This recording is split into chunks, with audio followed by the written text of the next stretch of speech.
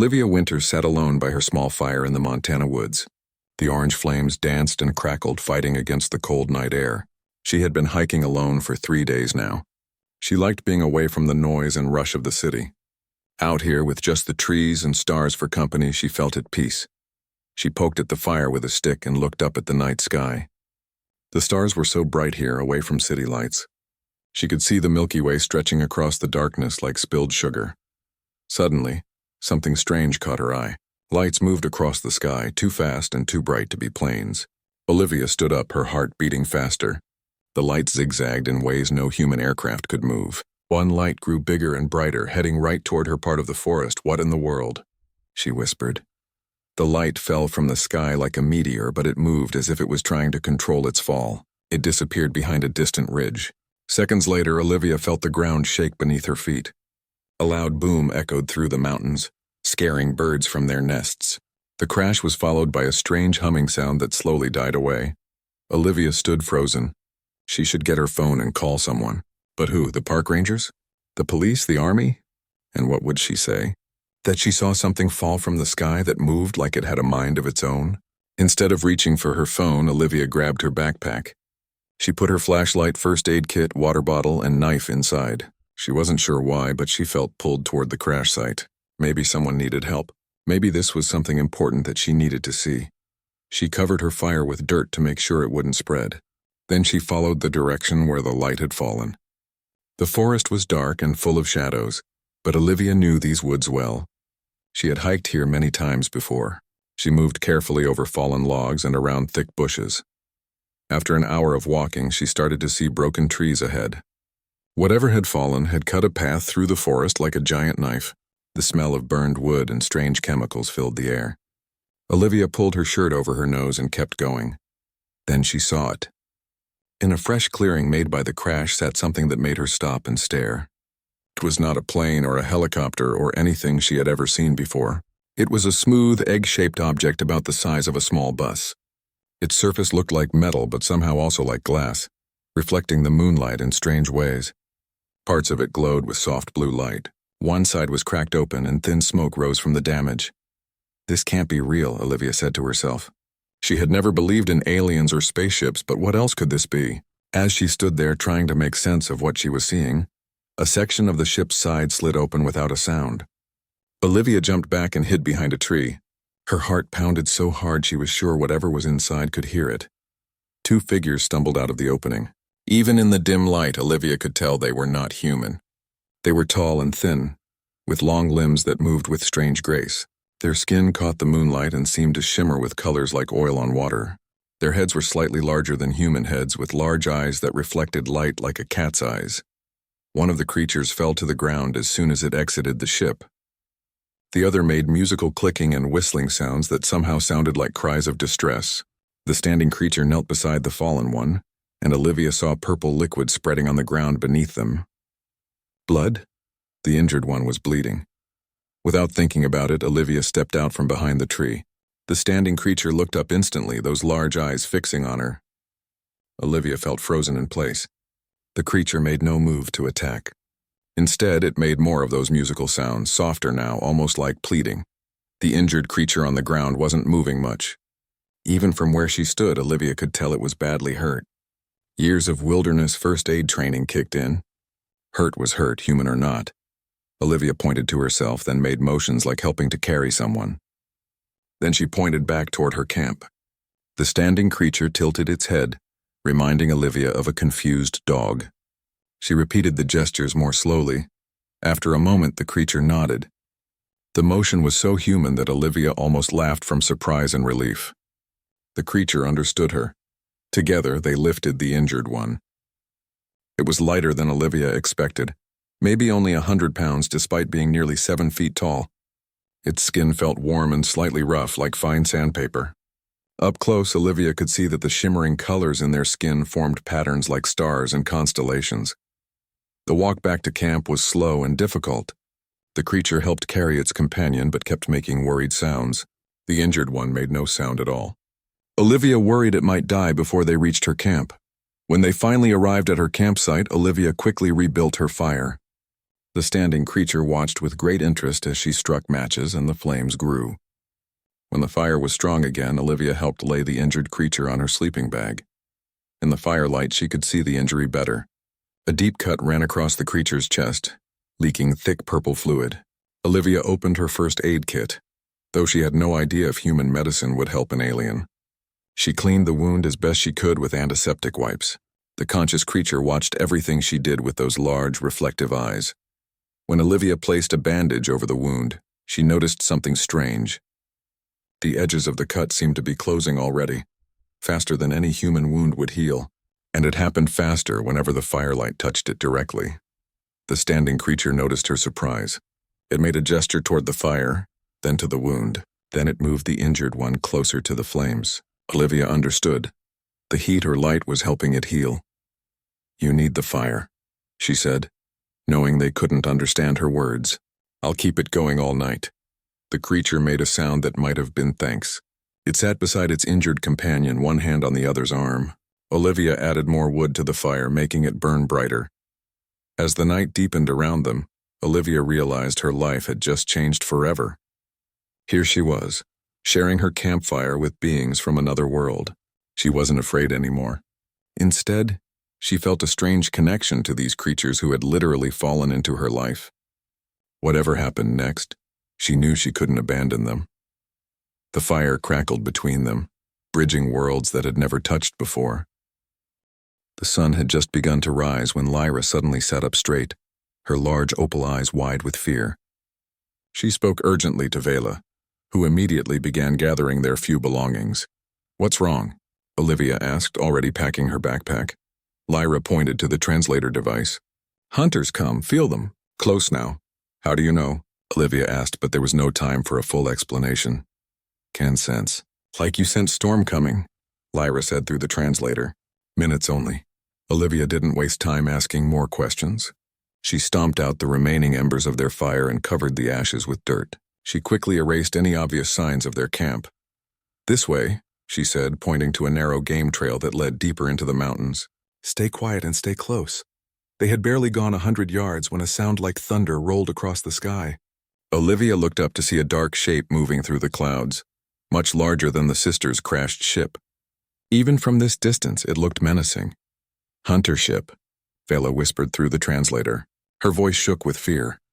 Seconds later, the air sizzled and a nearby pine tree exploded into splinters and flame. The sound of the blast echoed through the forest. Birds took flight in panic. "Run!" Olivia shouted, grabbing Vela's arm. The injured sister was still weak, but fear gave her strength. They ran through the forest, Olivia leading them along paths only she knew. Another energy blast hit behind them, closer this time. The air smelled of burning wood and a strange metallic scent. Through gaps in the trees, Olivia caught glimpses of figures moving through the forest. They were taller than Lyra and Vela, with broader shoulders and longer limbs. They wore what looked like armor that caught the morning light with a dull gleam. Each carried a weapon that hummed with power. "Different clan," Vela explained breathlessly as they ran. "Ancient enemies. They follow us through Void Jump." "What do they want?" Olivia asked, pulling them behind a large boulder as another energy blast scorched the ground where they had been standing. "Us dead," Lyra said simply. "Our kind. All gone if they catch." Olivia's mind raced. She knew these mountains well from years of hiking. She needed to think of somewhere to hide, somewhere the hunters wouldn't find them. "The caves," she said suddenly. "There's a system of caves about 2 miles from here. We might be able to lose them there." Lyra nodded. "Lead. We follow." Olivia took them along a shallow stream, wading through the cold water to hide their scent and footprints. They moved as quietly as possible, freezing in place whenever they heard the hunters' heavy footsteps or saw movement through the trees. The journey to the caves took over an hour. Every minute felt like an hour to Olivia, her heart pounding with fear and adrenaline. Twice they had to hide as hunter patrols passed nearby. The aliens moved with a predatory grace that was terrifying to watch. Finally, they reached a rocky hillside where a narrow opening was partly hidden by bushes.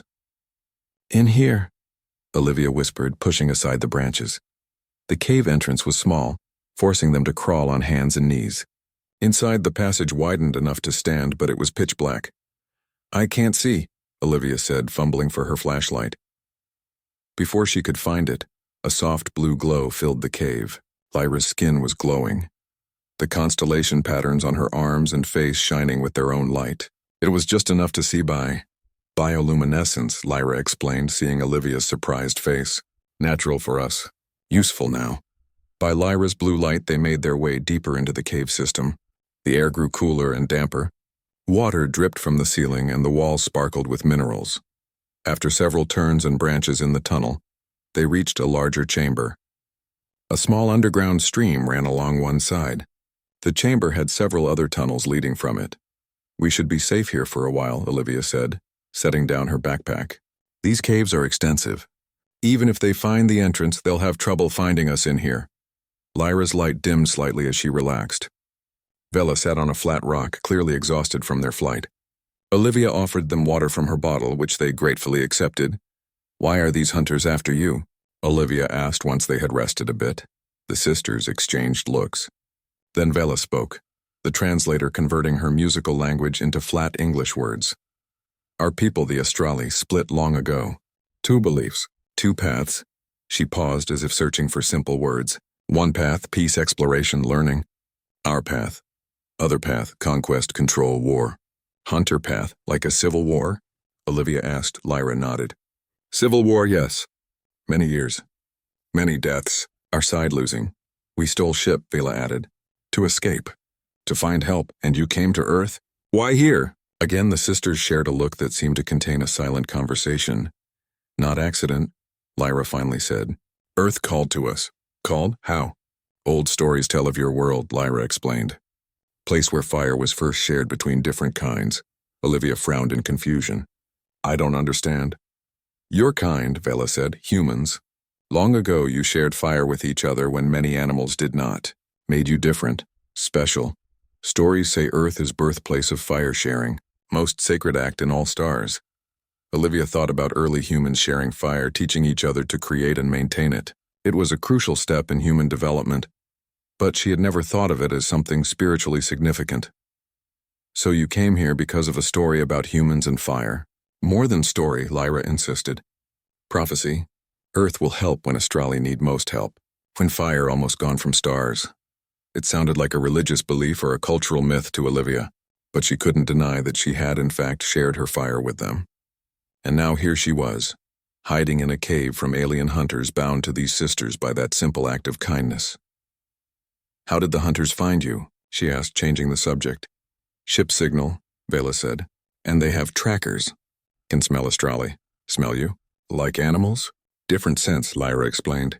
"Not smell exactly. Feel energy. All living things have energy."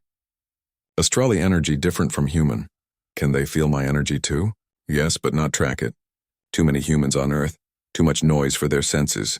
That was somewhat reassuring. At least Olivia wouldn't lead the hunters right to them with her human energy or whatever it was. "How many hunters are there?" she asked. "Ship can hold 20, Vela said. Maybe more. 20 armed alien hunters against the 3 of them. The odds were not good.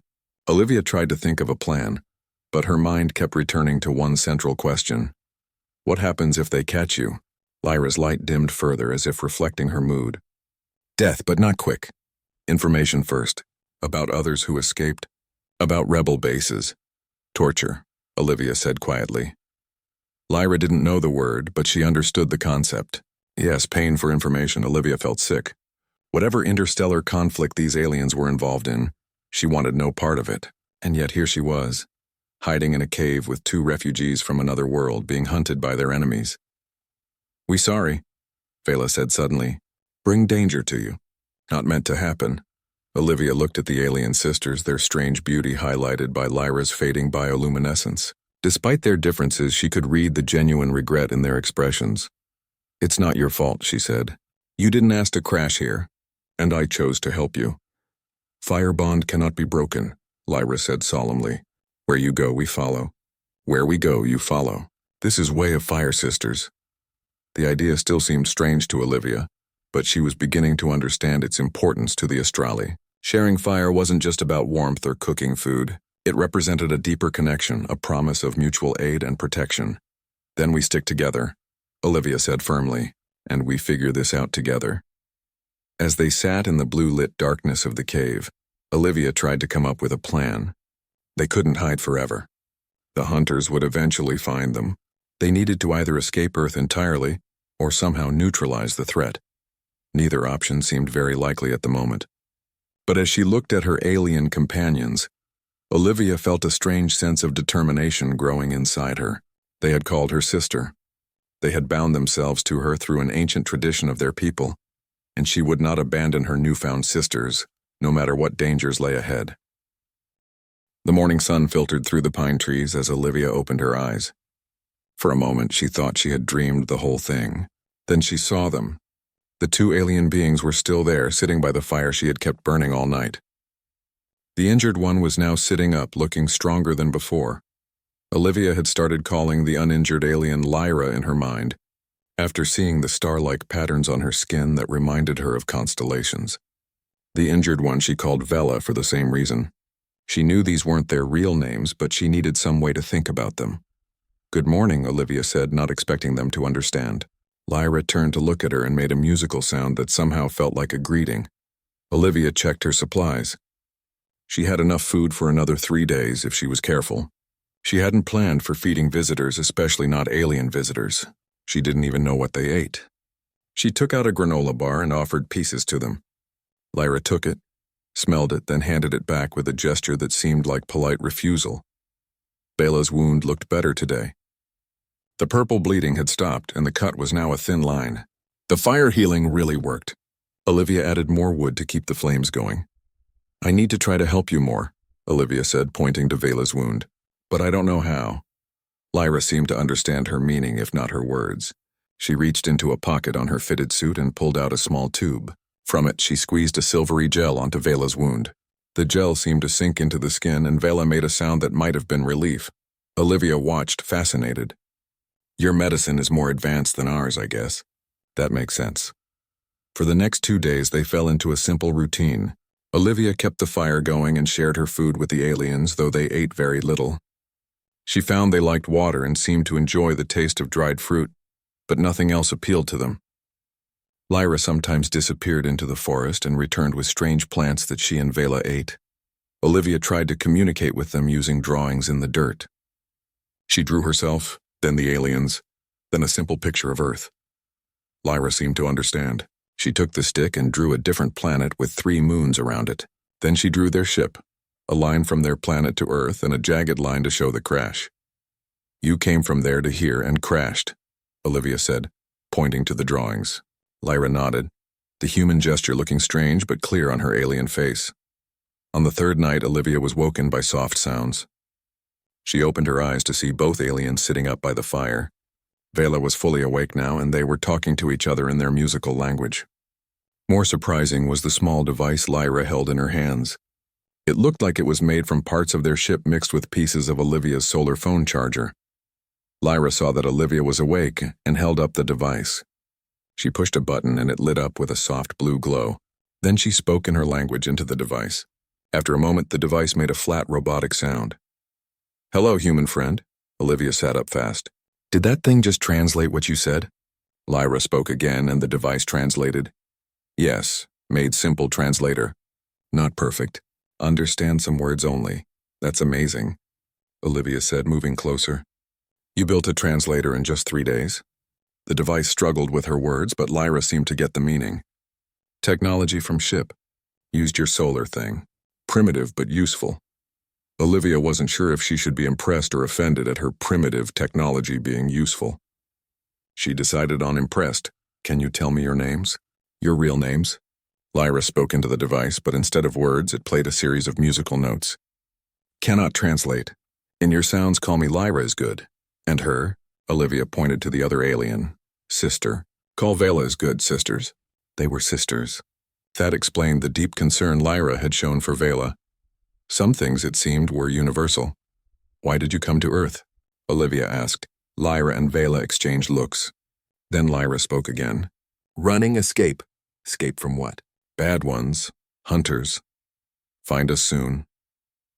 Olivia felt a chill that had nothing to do with the night air. "There are others coming?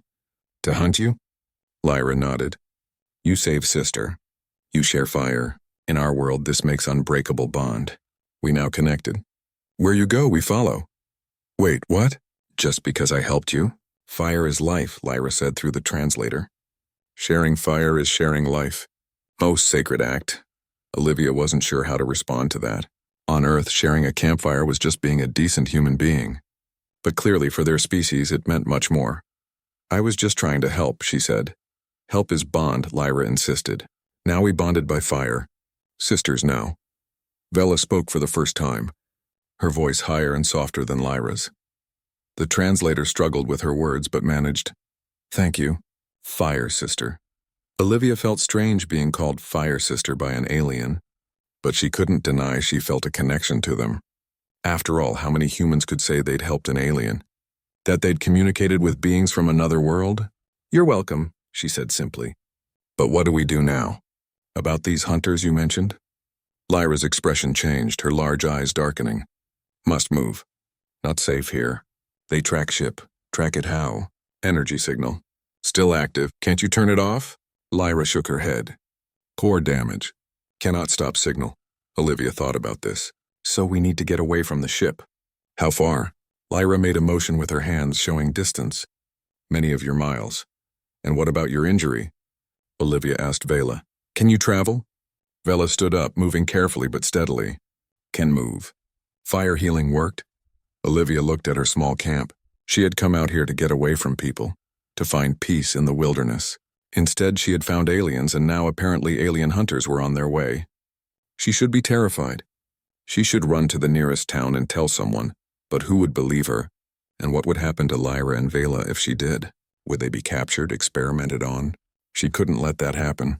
Not after they had called her sister. Okay, she said, making her decision. We'll leave at first light. I know these woods better than any hunter could. I'll help you hide. Lyra reached out and touched Olivia's arm.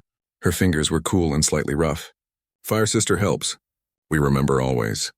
That night, as the sisters talked quietly by the fire, Olivia packed her things. She was a good hiker with excellent survival skills. She knew places in these mountains where they could hide. Caves, dense forests, rugged terrain that would be hard to track through. If these hunters were coming, she would make sure they didn't find what they were looking for. As she rolled up her sleeping bag, Olivia realized that her life had taken a turn she could never have imagined. 3 days ago, she had been a normal woman on a solo hiking trip. Now she was planning to help 2 alien sisters escape from alien hunters. She looked at Lyra and Vela sitting by the fire, their skin glowing with those strange constellation patterns. They had called her sister. They had said they were bonded, and somehow sitting there in the wilderness with these beings from another world. Olivia felt it too.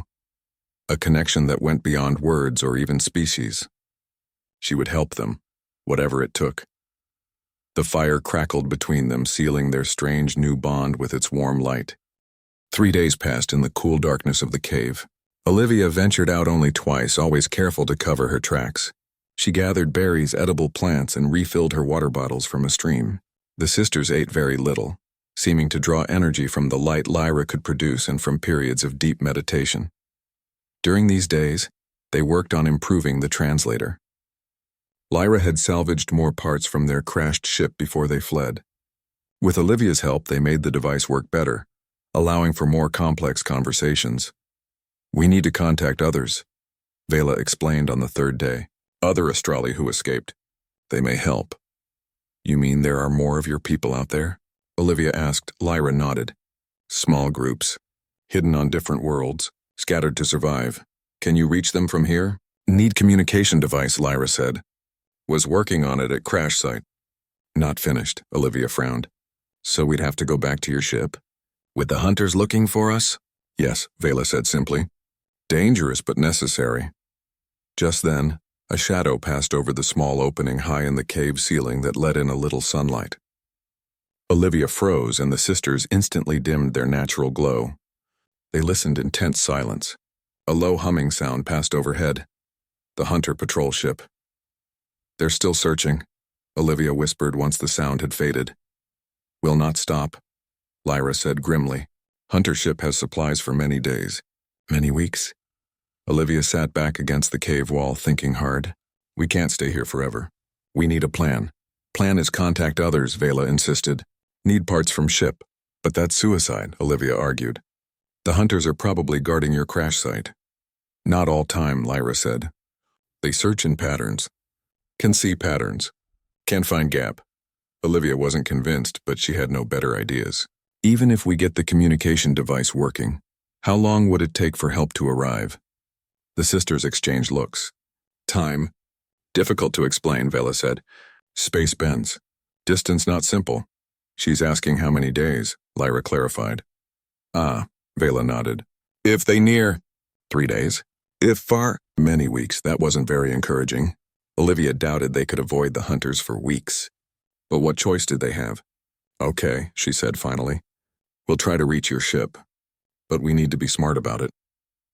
I'll scout the area first, see what we're dealing with. Lyra touched Olivia's arm, her skin cool and slightly rough. Dangerous for you. Hunters may not track human energy well, but can still see you. I know these woods better than they do, Olivia said with more confidence than she felt. I'll be careful. Early the next morning, Olivia left the cave. She wore dark clothes and moved with the quiet skill of an experienced hiker. She stayed under cover, using every tree and bush for concealment. It took her nearly 2 hours to reach a ridge overlooking the crash site. What she saw made her heart sink. The ship was still there, its sleek form now surrounded by strange devices that must be hunter technology. 2 of the tall, armored aliens patrolled the area. They moved with predatory grace, their weapons ready. Olivia watched for an hour, studying their patrol pattern. They circled the ship, never leaving it unguarded. But they did seem to have a routine. Every 30 minutes or so, they would check in with someone, touching devices on their wrists. During these check-ins, they stopped moving for about 20 seconds. It wasn't much, but it might be their only chance. Olivia memorized the terrain, planning the fastest route from the woods to the ship and back. Then she carefully made her way back to the cave. The sisters listened intently as Olivia described what she had seen. 2 guards, Lyra mused. Others must be searching elsewhere. If we time it right, we might have a small window during their check-ins, Olivia explained. But we'd need a distraction. I can make distraction, Vela offered. Draw them away. That's too dangerous, Olivia protested. I fastest runner, Vela insisted. Lead them away. You and Lyra get parts. Meet back here. Olivia didn't like the plan, but she couldn't think of a better one. What exactly do we need from the ship? Lyra used a stick to draw in the dirt floor of the cave. Communication core. Behind this panel, she drew a rectangular shape. Need tools to open. Inside ship in storage unit. They spent the rest of the day planning. Lyra taught Olivia how to open the panel and identify the communication core. Vela described how she would create a distraction and where she would lead the hunters. They agreed on a meeting point and backup plans if something went wrong. As night fell, they made their way through the forest toward the crash site. They moved slowly and carefully, freezing in place whenever they heard sounds of hunter patrols. It took 3 hours to cover ground that would normally take one. Finally, they reached the edge of the clearing where the ship lay. The 2 hunter guards were still there, their armor gleaming dully in the moonlight. Their weapons hummed with a barely audible energy. Remember plan, Vela whispered. I run east. Draw them away. You count to 100. Then go. Olivia wanted to tell Vela to be careful, but there was no time. With a nod, Vela slipped away, moving silently through the underbrush until she was far to the right of their position. Suddenly, a bright flash of light erupted from where Vela had gone. One of the hunter guards immediately raised a device to its face, then barked something to its companion. Both turned toward the light, weapons raised, a second flash farther away. Then Olivia caught a glimpse of Vela, running with incredible speed through the trees. The hunters saw her too. With surprising quickness for their size, they charged after her, firing energy blasts that lit up the forest. Olivia began counting. 1, 2, 3. She watched as the hunters disappeared into the trees, pursuing Vela. She continued counting, her heart pounding. At 90, she looked at Lyra. Ready? The alien sister nodded, her eyes reflecting the moonlight. Together, they dashed across the open ground to the ship. Lyra placed her hand on a section of the hull and a panel slid open. They scrambled inside. The interior of the ship was cramped but elegant in its design. Everything curved and flowed together. Lights came on automatically as they entered, casting a soft blue glow. Lyra moved quickly to a storage compartment and retrieved what looked like a set of tools. Then she led Olivia to the main control area. "Here," she said, pointing to a panel in the floor. "Open this." Olivia used the strange tool Lyra gave her. It vibrated slightly in her hand and seemed to melt the seams of the panel rather than cut them. The panel came free, revealing a tangle of what might have been wires, though they looked more like glowing veins. "Communication core," Lyra said, pointing to a crystal-like object nestled among the glowing veins. "Need this." As Lyra carefully disconnected the core, Olivia kept watch. Through the still open door of the ship, she could see the clearing and the edge of the forest. "No sign of the hunters or Vela yet." "Hurry," she whispered. "Almost done," Lyra replied, her fingers working deftly. "Many connections. Must be careful." Finally, Lyra lifted the core free. It was smaller than Olivia expected, about the size of a tennis ball. It glowed with an inner light that pulsed like a heartbeat. "Got it," Lyra said. "Need one more thing." She moved to another panel and quickly opened it. From inside, she took a small device that looked a bit like a computer chip. "Energy source," she explained. "For translator. Make signal stronger." Suddenly, a distant alarm sounded. Olivia tensed. "We need to go now." They rushed out of the ship. As they reached the tree line, Olivia looked back. In the distance, she could see flashes of light, more energy blasts. Vela was still leading the hunters on a chase, but for how long? They ran through the forest following the route they had planned. Olivia's wilderness skills served them well, helping them avoid roots and holes that might trip them in the darkness. After 20 minutes of hard running, they reached the meeting point, a large lightning-struck tree near a small stream. Vela wasn't there. They waited, catching their breath, listening for any sounds of pursuit. "She should be here by now," Olivia whispered after 10 minutes had passed. Lyra's face showed worry, though her alien features made it look different from human concern. May have led them far away. "Smart strategy." "Or they caught her," Olivia said, voicing her fear. "No," Lyra said firmly. "Would feel it. Sister bond, still strong." Another 10 minutes passed. Olivia was about to suggest they head back to the cave when they heard soft footsteps. They tensed, ready to run. But then Vela emerged from the darkness. She was limping slightly, and there was a scorch mark on her arm where an energy blast had grazed her. "You're hurt," Olivia said, moving to help her. "Small hurt." Vela dismissed it. "Got parts?"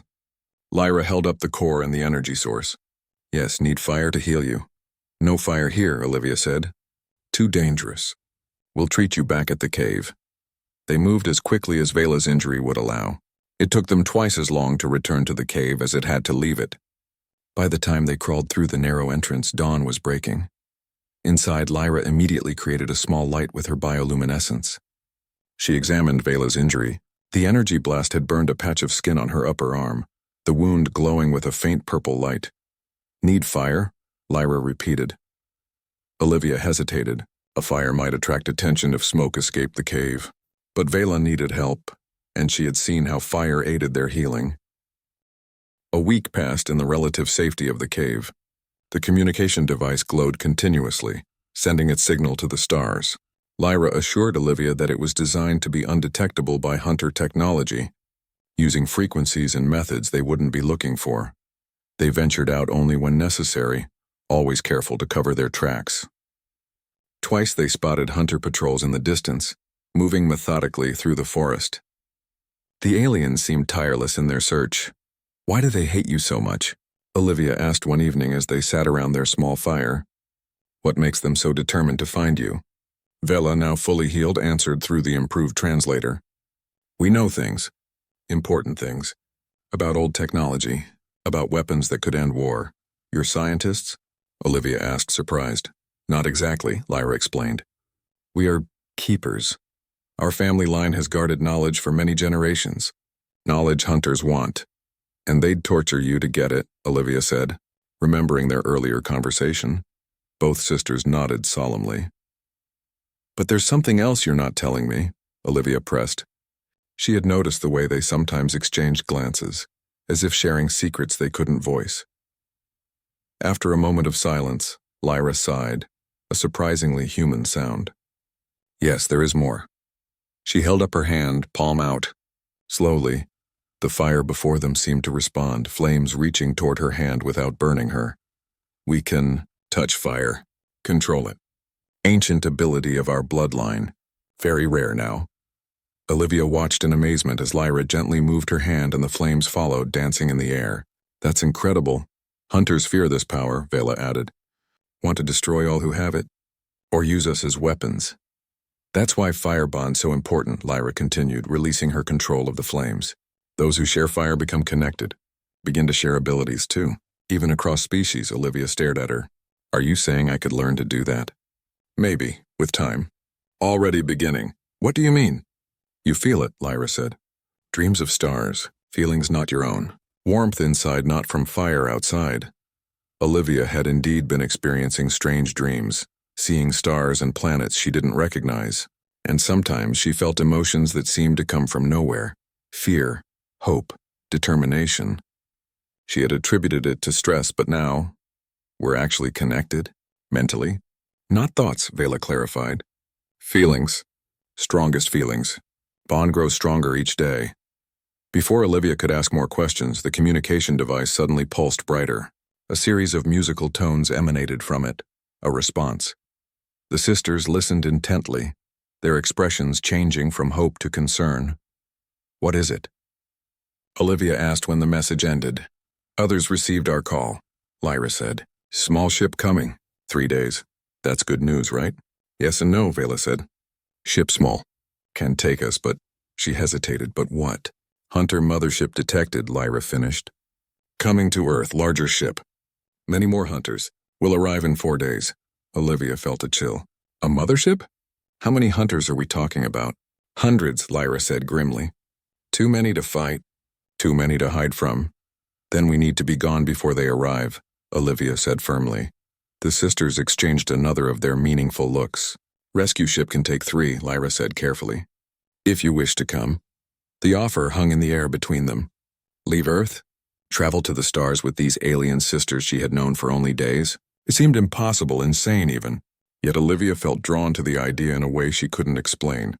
Or perhaps she could, now that she understood their bond. I need to think about it, she said finally. 3 days. Vela reminded her gently. Then must decide. That night as the sisters slept, Olivia sat awake, staring at the small fire. She thought about her life on Earth, her job as a wilderness guide, her small apartment in Seattle, her few friends, her estranged family. What would she be leaving behind? And what might she discover among the stars? She reached toward the fire, palm out as Lyra had done. The flames didn't respond, but she felt a warmth inside that wasn't just from the heat. A connection. A bond that had formed when she first shared her fire with these visitors from another world. The next morning, they received another message. The sisters listened, their expressions growing more concerned. What now? Olivia asked. Hunter Patrol found rescue ship signal, Lyra explained. Setting trap at landing site. They know your friends are coming?